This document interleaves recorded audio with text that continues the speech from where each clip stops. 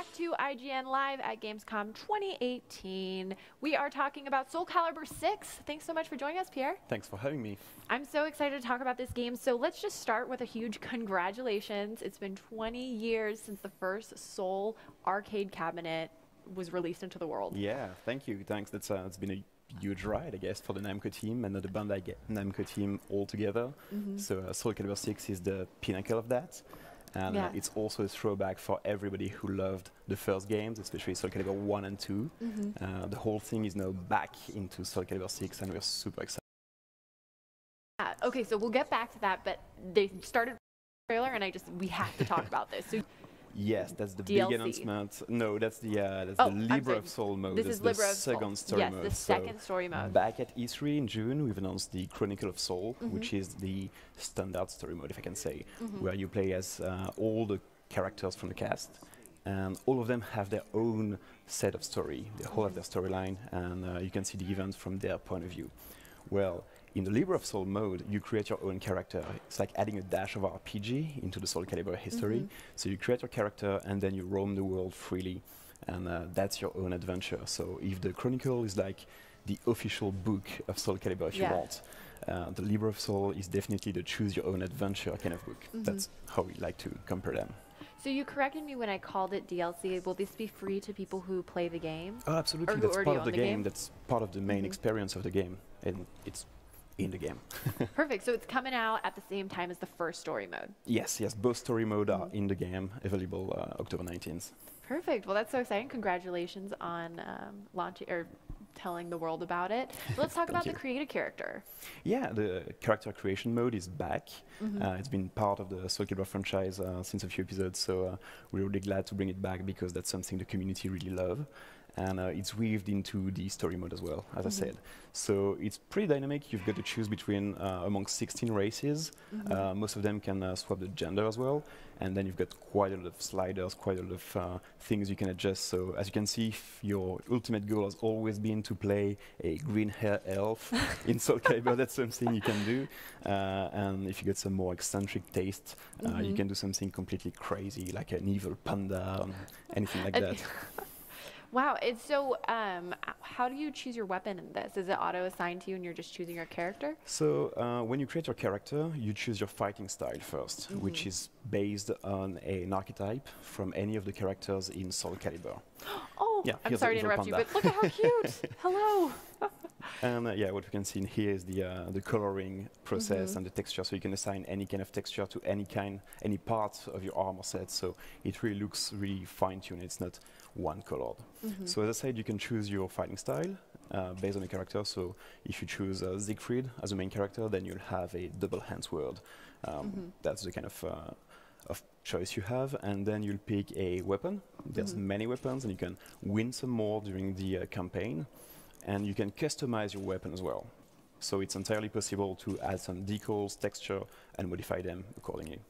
What's behind the decision of including 2 story modes? Because for most games, people think, one's enough until they decide to release more, but you're launching with 2. We are launching with 2. That comes down to the fact that Soulcalibur VI, as you said, is the 20th anniversary. So it's really trying to embrace everything Soulcalibur stands for. Yeah. And we've got a lot of players really keen on doing the exact lore of the game. They want to know everything about what Mitsurugi used to do in 1683. They want to know what that character was up to. And it's fine, it's great. And this game is actually taking back all the events from Soulcalibur 1, Soulcalibur 2. And so if you've never played the Soulcalibur before, you can jump right into it and get the whole story. But we also have a lot of people asking us for bringing back the character mode and bring back this RPG kind of game mode. So we've been listening, and it's back into Soulcalibur 6. Both. Yeah, you can do both. There's something for everybody. The choice is yours. Absolutely. So you mentioned at the top of our talk that Soulcalibur VI is very similar to Soulcalibur 2, as far as in what ways? It's a throwback in terms of cast, first and foremost. Most of the characters in the roster, we haven't announced the full roster yet, but most of the characters are coming from Soulcalibur 1 and 2. So the storyline is also taking back all the events from Soulcalibur 1 and 2. So if you've been a hardcore fans, well, you'll be in familiar territory with a few new ideas and some new concepts. That's pretty cool. And then in terms of gameplay, we are back to the familiar 8-way run, so you can run freely around the enemy, which is pretty unique in the fighting game genre. And we've also added a few moves, and we've revamped some of the moves. One of the new ones is the reversal edge. It's a special move that's designed to help you get back into a fight if you're fighting some stronger opponent. So you know how it's not fun when you're playing against somebody who's way stronger than you are, and then they just combo you, and there's nothing you can do, basically. You're just all the time death, and they all do the perfect matches. So with that special move, you've got this slow-mo mode, and you get to choose one action. So you can dodge, you can parry, you can block, or you can attack. And if you attack, this priority system from Soulcalibur is back, which means the vertical attack is going to be stronger than the horizontal attack, which will be stronger than the kick, which will be stronger than the vertical attack. So there's a whole hierarchy. Yeah, it's the rock, paper, scissors kind of gameplay, which means you introduce a little bit of luck into a very precise gameplay and very accurate gameplay. Which is really fun for newcomers to have a shot. So you did mention, the created character is back, and there is another mechanic coming back. I mean, with as well as other mechanics. But as far as Soul Charge goes, it is back. Soul Charge is back. Can you explain to us the difference between the Soul Charge we know from 3 and what we're going to see in 6? Well, the way it works in 6 is when you do this reversal edge I talked about, it helps build the meta at the top of the screen. You've got various ways of doing that. Parrying is one, attacking is one. And when you are level 1 in this meta or level 2, you can start the Soul Charge. So by going backward, pressing R2, you'll get into a special mode, which gives you access to a brand new move set. And the interesting way is that this mode is changing from character to character. So, for instance, Gru, the new character we introduced, he's got this long double-edged sword, a little bit like Darth Maul in Star Wars. Well, when you're in the Soul Charge mode, he just unleashed those and got 2 different blades.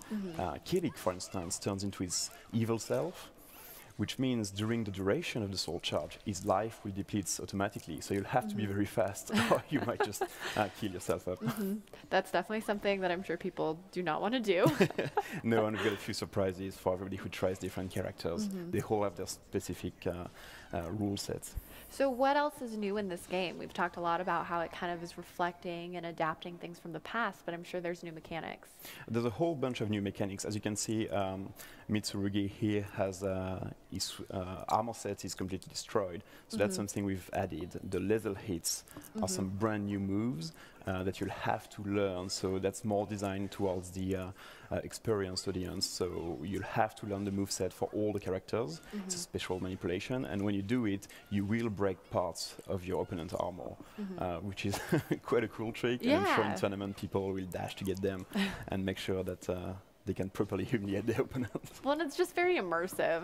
It is. I mean, because it's unrealistic that you just wouldn't get ripped apart a little bit. You know, we've got this very over-the-top kind of arcade action. It's really cool to see it back. I mean, fighting games have been trying to go for realistic approach or for comic book approach, and I'm glad to see that the arcade games from the 90s are back in a way with Soulcalibur. I mean, the game is powered by Unreal Engine 4. It's way beautifuler than it used to be. We've got some nice lighting system, particle system, and most and foremost, it's 60 FPS rock solid on every platform. That's amazing. I'm sure players are very excited to hear about that. I'm sure they are. So, Soulcalibur really owns with Tekken the 3D fighting space. Why 3D versus 2D? What benefits are there? Well, in Soulcalibur it's very clear because of the manipulation of the character. So the 8-way run allows you to move freely around the opponent, which means if your enemy is doing a vertical hit, then just going upward or backward is going to have you move around him and you can dodge any kind of hits. That includes the critical hits, so the big furies that we have in the game. They can be dodged in just pressing the stick up. So it's really giving more dynamism to the game. You also have the ring out option, so you can always bring your enemy to the edge of the Well, of the it level. almost happened in what we were just watching. That's pretty terrible when you're dominating the game and then suddenly you're corner in the game and boot it out of the ring. Well, and it adds that extra layer of just what you have to be thinking about to really master this game. It does. So fight stick, there's fight pads, there's controllers, there's so many different like vehicles to play this game. How do you and your team think about that when you're designing mechanics? Well, the first goal of Soulcalibur VI is to be accessible. So the first rule is the game needs to be playable with a standard controller. Everybody should be able to enjoy the game without spending, you know, another 50 or 80 euros in a controller specific for fighting games. But we know there's a hardcore community, and we thank them because they are the one really fueling the passion of the development team. And we also want the game to be playable for those. So that's why you can set up the controller the way you want. There are several types of controls, and they adapt. So if you're playing with an arcade stick and you want the 3 combination of fights, so the vertical, horizontal, and kick to be assigned to the first 3 buttons, you can do that as well. So it's really modular. So you can just do it the way you want. And we can't end this interview without talking the fact that Tira is coming. Tira is coming back. That's also one of our big GamesCom announcements. And she's going to be available as a DLC character from the release of the game. And she will be part of our season pass as well. Now, I know it hasn't been the most popular decision. We had people being, you know, pretty mad, not understanding what's happening there. So the idea is Tyra has been a huge request from the community ever since we've announced the game. And when we realized how popular Tyra was, we decided we should integrate her into the game. Unfortunately, it was late in the development process. I mean, the public usually sees a game when it's announced roughly a year before it's released, right? But the game development takes like 2 years, 3 years. Definitely. It's a long, long process. So they started developing Tira, her model, her abilities, her gameplay late into the development. So we can make it work to be available on release, but we can't make it work to be into the game when we submit. Because the end of the development is way before the actual release of the game, with the submission process to the first parties and so on and so forth. So that's one of the reasons. We also have a pretty strong roster in the game. So I know a lot of people would miss Terra in the base game, but we believe there's quite a lot of characters, and there's obviously the character creation tool, allowing you to recreate any kind of character you want. Well, and maybe players who usually main Tira have the opportunity to get better on a different character, and then they know she's coming. Absolutely. And also, a cool piece of information, Tira is coming with her own adventure, so she will have her own story in the Chronicle story mode. So it's not just the character, you'll have the full experience. Well, there you go. Thank you so much for coming by. Stick around because more Gamescom 2018 is coming up right after this.